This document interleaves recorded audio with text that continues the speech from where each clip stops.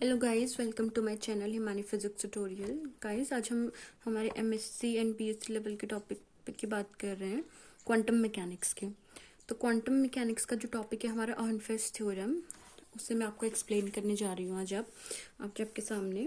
सो अर्नफेस्ट theorem हमारी क्या कहती है कि ये जो है हमारा करस्पॉन्डेंस प्रिंसिपल पर बेसिस है।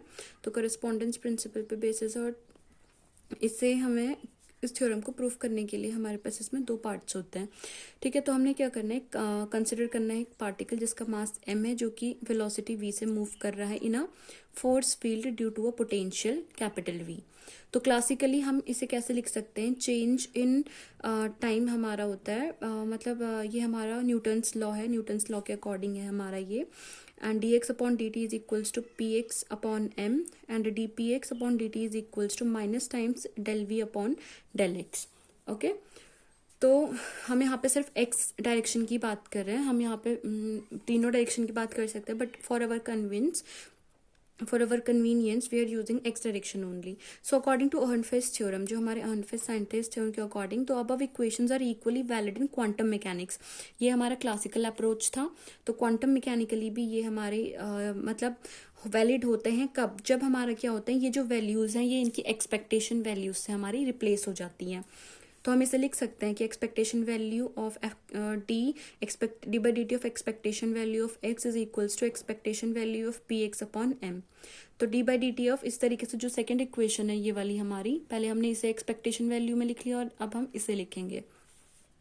तो D by D T of expectation value of P x is equals to minus time del by del x of expectation value of v. Okay, तो एक्सपेक्टेशन वैल्यू का फॉर्मूला हमारा हमें पता है कि ये होता है कि integration psi star x psi, जिसका हमें एक्सपेक्टेशन निकालना होता है उसे हम बीच में रखते हैं, डी टाउ अपॉन ये हो गया हमारा integration of Sai star psi into d tau. तो जो डी टाउ है वो हमारा तीनों कंपोनेंट्स के लिए है, यहाँ पे हमने सिर्फ एक की बात की, तो यहाँ पे कुछ भी हो सकता है, वॉल्यूम एलिमेंट हुआ ये हमारा D x divide D Z. और ये जो इंटीग्रेशन सिंगल है ये भी सिंगल नहीं है, ये हमारा एक्स वाई जेड तीनों के लिए है, और इसकी जो लिमिट है वो minus infinity two plus infinity है। और हमें पता है कि जो हमारी नॉर्मलाइजेशन की कंडीशन होती है वो होती है हमारी माइनस इन्फिनिटी से plus infinity psi star psi into d tau is equals to 1। ये हमारी कंडीशन ऑफ नॉर्मलाइजेशन है। तो नाउ साई इज नॉर्मलाइज्ड। अगर साई हमारा नॉर्मलाइज्ड होता है तो जो हमारा integration psi star psi d tau is equals to 1 होगा। तो इसका मतलब ये जो वैल्यू थी ये हमारी 1 हो जाएगी, तो हमारे पास एक्सपेक्टेशन वैल्यू सिर्फ इतनी आएगी। तो expectation value of x is equals to integration psi star x psi d tau. अब हमने क्या करना है, इसे दोनों तरफ डिफ्रेंशिएट करना है। तो differentiating both sides with respect to time. ठीक है, तो टाइम के रिस्पेक्ट में हमने इसे डिफ्रेंशिएट किया। तो D by D T of expectation value of x is equals to integration, अब अगर हम इस पे हमारा लगाते हैं, अगर इसे हम डिफ्रेंशिएट करेंगे तो इसको हमने फर्स्ट फंक्शन माना और इसको हमने सेकंड फंक्शन माना है। तो first into differentiation of second plus second differentiation of first. ठीक है, और सॉरी, ये हमने यहाँ पे फर्स्ट फंक्शन माना और ये पूरा हमने सेकंड फंक्शन माना हुआ है। ठीक है, तो इसे हमने इक्वेशन नंबर 1 कंसिडर कर लिया। नाउ अब हमें पता है कि क्वांटम मैकेनिकली अगर हमें कोई चीज सॉल्व करनी होती है तो सबसे पहले हमें यूज करना होता है हमारा इस पे श्रोडिंगर की इक्वेशन। तो यहाँ पर हम श्रोडिंगर टाइम डिपेंडेंट इक्वेशन को यूज करेंगे। तो आई एच क्रॉस जो कि होती है हमारी i h cross del psi by del t is equals to minus times h cross square upon 2m del square psi plus potential होता है, और नोन है कि ये हमारा पोजिशन और टाइम कोऑर्डिनेट होता है ये। ठीक है, तो वी जो कि फंक्शन है हमारा पोजीशन और टाइम का, ठीक है, इनटू साई।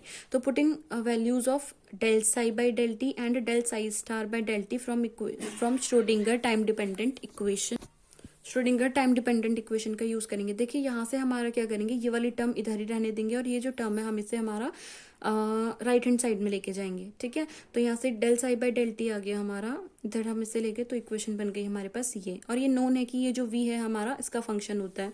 यहाँ पे अब ब्रैकेट का यूज नहीं करें, ये फंक्शन नहीं है, ये इसके साथ मल्टीप्लाई पे है।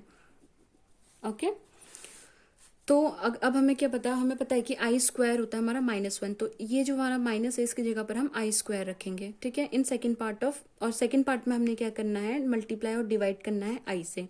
ठीक है, ये हमारा फर्स्ट पार्ट था, इस पे हमने -1 की जगह पर आई स्क्वायर रखना, और इस वाले पार्ट को हमने आई से मल्टीप्लाई भी करना है और आई से डिवाइड भी करना है। तो देखिए तो इक्वेशन हमारी ये कुछ इस तरीके से बनकर आई, i square h cross square upon i h cross into 2m del square psi plus i i into i h cross v Sai.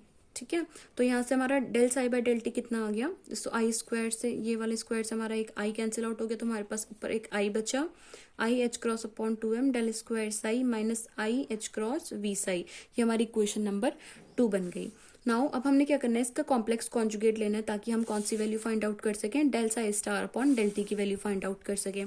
तो इसका कॉम्प्लेक्स कॉन्जुगेट ले लिया हमने, तो del psi star upon del t is equals to minus times i h cross upon 2m del square psi star plus i h cross v psi star. ठीक है, हमने पूरा का पूरा इसे कॉन्जुगेट ले लिया इसका हमने। ठीक है, हम इसका पोटेंशियल का कॉन्जुगेट नहीं करते, कांस्टेंट है हमारी यहाँ पर, तो जो चीज़ है हमारी हमने साई का यहाँ पे कॉन्जुगेट लेना है, और आई का कॉन्जुगेट माइनस आई होता है। ठीक है, तो ये इक्वेशन नंबर 3 हो गई। अब हमने क्या करना है, del psi upon del t और del psi star upon del t की वैल्यू हमने इक्वेशन नंबर 1 में रखनी है। इक्वेशन नंबर 1 हमारी है ये वाली। ठीक है, जो expectation value of D T है हमने इस पे रखनी है, तो इस पे रखनी है कहाँ पर, यहाँ पे del psi upon del t की, और इधर del psi star upon del t की वैल्यू रखनी है। तो वैल्यू रखने के बाद हमारी इक्वेशन कुछ इस तरीके से आई। इक्वेशन आई हमारी integration psi star x bracket i h cross upon 2m del square psi minus i h cross v psi bracket close plus mine, अब यहाँ पे ये वैल्यू थी हमारी del psi upon del t की, और ये जो वैल्यू है ये हमारी है value del psi star upon del t की, है ना। तो minus times i h cross upon 2m del square psi star plus i h cross v psi, और इसके साथ में था एक्स साई डी टाउ। तो नेक्स्ट लाइन में हम जाते हैं, expectation value of D by D T of expectation value of x is equals to integration. अब हमने इसको इस पे मल्टीप्लाई कर देने, अलग अलग टर्म्स बनानी है, इसको इस पे एक बार मल्टीप्लाई करेंगे, इसको इस पे करेंगे, देन ये वाली टर्म इसके साथ भी होगी, ये वाली टर्म इसके साथ भी होगी। तो यहाँ से हमारा आया integration psi star x i h cross upon 2m del square psi d tau minus, अब ये वाली टर्म बनी दूसरी psi star x i h minus बाहर आ गया, जो माइनस था ये बाहर आ गया, i h cross v psi d tau.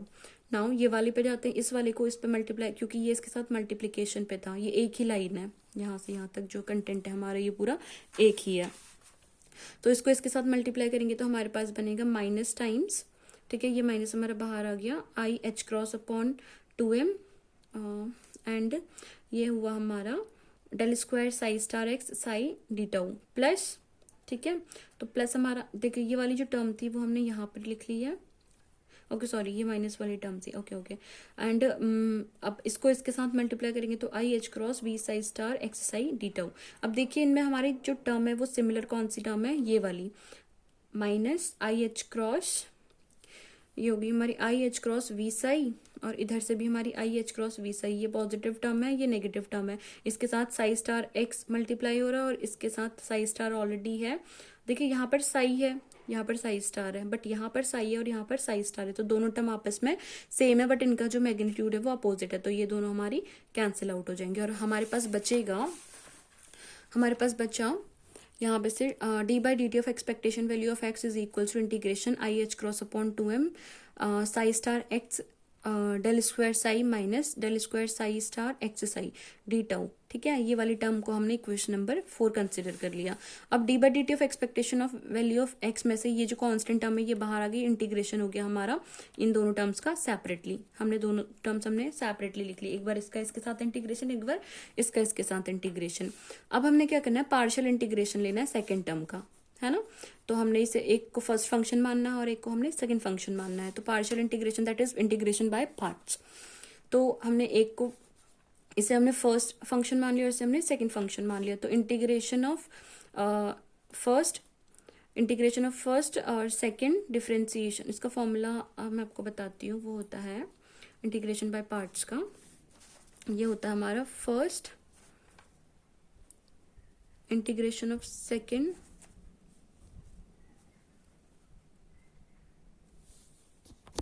Sorry मैं आपको वो दूसरा फॉर्मूला बताने लग गई थी, इट वाज डिफरेंशिएशन का फॉर्मूला था, इसका इंटीग्रेशन बाय पार्ट्स का फॉर्मूला होता है integration of first into differentiation of second, ठीक है, फिर आता है हमारा होल इंटीग्रेशन ऑफ, ये आता है हमारा फर्स्ट, फिर इंटीग्रेशन ऑफ सेकंड, फिर पूरे का इंटीग्रेशन हो गया, ठीक है। dx। ये हो गया हमारा इंटीग्रेशन बाय पार्ट्स। ठीक है, तो फ्रॉम बाउंड्री कंडीशन, देखो बाउंड्री कंडीशन पे हमारा क्या होता है, जैसे जैसे हमारा x इन्फिनिटी की ओर टेंड करेगा तो जो हमारा साई होगा, जो वेव फंक्शन होगा, वो हमारा 0 की तरफ टेंड करेगा। तो फर्स्ट टर्म हमारी क्या हो जाएगी, 0, जो इसकी जो टर्म है वो 0 हो जाएगी। ठीक है, एंड जो हमारा अगेन इंटीग्रेटिंग बाय पार्ट्स, ये फिर से इस वाली जो टर्म होगी, इस वाली टर्म पे हमारा फिर से इंटीग्रेशन बाय पार्ट्स हो जाएगा। ठीक है, इंटीग्रेशन बाय पार्ट्स हो जाएगा, तो ये बचेगा माइनस इंटीग्रेशन ऑफ, फिर से जैसे हमने यहाँ पर किया वही चीज हम यहाँ पे भी करेंगे। तो फिर से इसमें हमारी फर्स्ट टर्म 0 हो जाएगी और हमारे पास ये वाली टर्म बचेगी। इसको हमने इक्वेशन नंबर 5 कंसिडर कर लिया। अब हमारे पास d by D T of expectation of value of x is equals to कितना बचेगा, जो फोर्थ वाली टर्म है, इस पे हमने क्या किया था, इसे सॉल्व किया था, इस वाले को सॉल्व किया था। तो इससे सॉल्व, ये वाला पार्ट हमने सॉल्व किया था, यहाँ पे हमने सेकंड पार्ट को सॉल्व किया था। तो इसकी वैल्यू, हमारे सेकंड पार्ट की जो वैल्यू आई है वो है ये, तो हमने इसे यहाँ पर रख देना है, यहाँ पर रखना है। तो ये बचेगा हमारे पास i h cross upon 2m psi star x psi, तो ये वाली टर्म तो हमारी एज इट इज रहेगी, जो ये वाली टर्म थी वो हमारी एज इट इज रहेगी, इसकी जगह पे ये वाली वैल्यू आ जाएगी, तो वही हमने पुट कर दी। तो पुट करने के बाद हमने इसे इकट्ठा लिख लिया, एक साथ लिख लिया, that is d by D T of expectation value of x is equals to i h cross upon 2m integration psi star x del square psi minus del square x psi d tau. ये हमारी equation number, sorry, ये हमारी equation number 6 हो गई है। That is d by D T of x expectation value of x is equals to i h cross upon 2m integration psi star x del square psi minus del square x psi d tau. ये बनी equation number हमारी 6। Now ये जो operator del square होता है, ये हमारा Laplacian operator होता है। ठीक है, तो हम डेल स्क्वायर को डेल इंटू डेल भी लिख सकते हैं, और किसी फंक्शन के साथ ही लगा हुआ होता है ये ऑपरेटर, तो इसलिए हम इसे डेल स्क्वायर एफ मान लिया। और इसकी जो वैल्यू होती है, इसका मतलब होता है divergence of gradient of x f. ठीक है, तो इसकी वैल्यू होती है i cap d f upon del x, j cap d f upon del y, k cap d f upon del z, तीनों कंपोनेंट्स के लिए। तो solving second term of equation 6, जो हमारी इक्वेशन 6 आई थी, ठीक है, जो ये हमारी इक्वेशन 6 है, इसमें हमारा लैप्लाशियन ऑपरेटर है ना, लैप्लाशियन ऑपरेटर है। तो इस पे हम क्या करेंगे, हमारा ये वाला फंक्शन ऑपरेट करेंगे।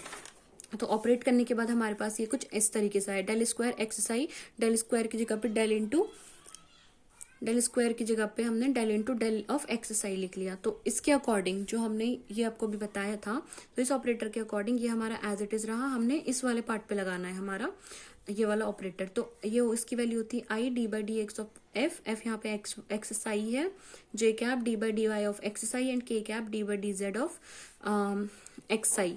तो फिर से हमारा यहाँ से हमारी जो अब इस पे हम लगाएंगे हमारा मल्टीपल डिफ्रेंशिएशन रूल इनमें। ठीक है, तो वो लगाने के बाद x d psi by d x plus psi plus j x d psi by d y plus k x d psi by d Z.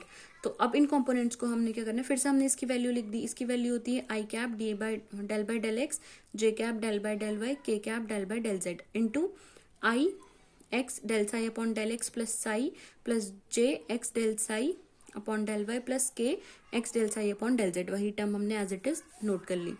अब हम इसको इस पे ऑपरेट करेंगे। ठीक है, तो ये होगा हमारा del by del x, i square is what 1, हमें पता है आई स्क्वायर 1 होता है। ठीक है, तो इसकी वैल्यू हमारी 1 आ गई, तो डेल बाई डेल एक्स इतना आ गया। ठीक है, और फिर से जे का जे के साथ हुआ, के का के साथ हुआ, क्योंकि बाकी टर्म हमारे 0 आ जाती हैं। आई का जे के साथ होता है तो 0, जे का के का एक्स के साथ होगा तो भी 0। तो इस तरीके से बाकी टर्म हमारी 1 आ जाएंगी बाकी टर्म, और ये हमारी एज इट इज रहेगी, तो ये वाली का ही होगा। ठीक है, तो यहाँ से हमारे पास बच्चा x बाहर आ गया, इसको अंदर ऑपरेट करेंगे तो del square psi upon del x square plus del इसके साथ होगा तो del by del x of psi. फिर से ये वाला होगा हमारा डेल बाई डेल वाई, अब हमारा x कांस्टेंट तो ये बाहर आ जाएगा, तो del square psi upon del y square plus अब ये बचा हमारे पास del by del z of x। तो यहाँ से x बाहर आ गया, del square x upon del z square. तो यहाँ से हमारे पास क्या बचा, हमारा बचा यहाँ पे 2 times del x upon del y plus x del square psi upon del x square plus del square psi upon del y square plus del square psi upon del z square. Okay, and यहाँ पे हमारे पास बचा, हमने इन दोनों में से क्या common लिया, del psi upon del x common लिया। ओके, तो del psi upon del x common लिया, तो यहाँ कितना बचेगा हमारे पास, इस वाले से 1 आएगा, इस वाले से एक्स आएगा, और इस वाले से हमारे पास, ओके कुछ गड़बड़ हो रही है, नहीं ठीक है। तो ये चीज़ आ गई, इनमें से हमने x कॉमन लिया, ठीक है, इनमें से हमने x कॉमन लिया तो हमारे पास इतना बच गया। तो हमारे पास ये फाइनली आया del square x psi equals to 2 times del psi upon del x plus del square psi, that is 7th equation. तो putting value of del square x psi in equation 6, अब इस वैल्यू को हमने equation 6 में find रखना है, क्योंकि इसी को हमने निकाला था लैप्लाशियन ऑपरेटर वाले फॉर्मूले से। ये हमारा डेल है, ठीक है, इसे हमने लैप्लाशियन ऑपरेटर के फॉर्मूले से निकालते। तो expectation value of x d by D T of expectation of value of x is equals to minus h cross upon 2m integration psi star x del square psi minus 2 del psi upon del x minus x del square psi into d tau. तो expectation d by d x of expectation of value of x is equals to minus i h cross upon 2m integration del square d tau. तो यहाँ से हमारा आ गया, ये हमारा 2 से 2 cancel out हुआ और हमारे पास बचा D by D T of x कितना बचा 1 अपॉन एम, ठीक है। ये वाला जो टर्म है आई एच क्रॉस इसे हम अंदर लेकर गए, तो साई स्टार आई एच क्रॉस, ये था ना हमारा x expectation value of x, तो ये हमारा इतना आ गया i h cross upon D x और इतना, ठीक है। और ये जो हमारा वैल्यू होती है ये हमारे किसकी होती है, मोमेंटम ऑपरेटर की वैल्यू होती है और वो होता है पी एक्स कैप। तो ये हमारा ये हो गया, तो इसकी जगह पे तो ये 1 upon m of expectation value of, ये किसका फॉर्मूला होता है expectation value of P x. तो del by del t of expectation value of f of x is equals to expectation value of P x upon m. हमें यही proof करना था हमारे हॉर्नफेस्ट थ्योरम में, हॉर्नफेस्ट के अकॉर्डिंग यही था, ओके। तो ये थी हमारी हॉर्नफेस्ट थ्योरम का प्रूफ। तो होप कि आपको ये वीडियो समझ में आया होगा, आप नोट कर सकते हैं इसे अपने एग्जाम में लिखने के लिए, अगर आपके एग्जाम में हॉर्नफेस्ट थ्योरम आती है, क्योंकि एग्जाम पॉइंट ऑफ व्यू से इंपॉर्टेंट है और आती भी है। तो ये आप देख सकते हैं,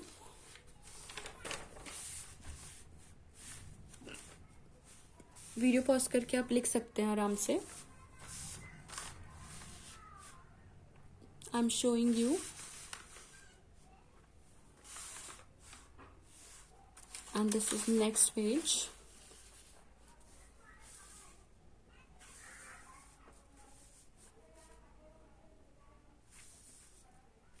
Thank you guys.